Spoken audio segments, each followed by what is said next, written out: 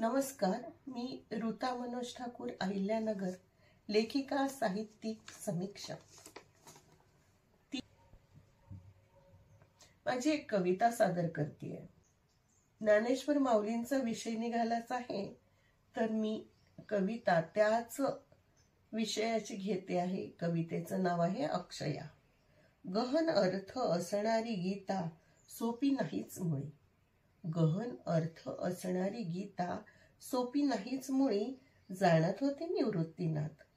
ज्ञानोबा लोकभाषेत लिहा आता, ज्ञानोबा लोकभाषेत लिहा आता, गुरु आज्ञा मानून लेखन केले सुरू।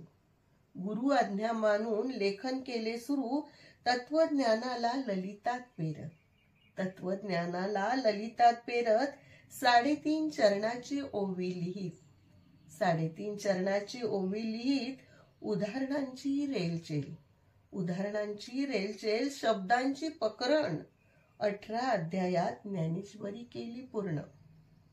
तरीही ती सोपी नाही, तरीही ती सोपी नाही, गहन गहन गहन, आयुष्यभर अभ्यासावी अशी अक्षया, आयुष्यभर अभ्यासावी अशी अक्षया।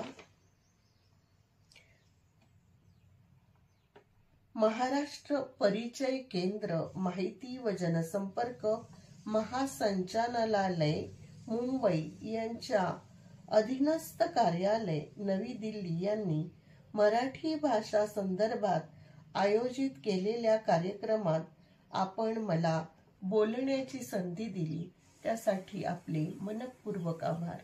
धन्यवाद।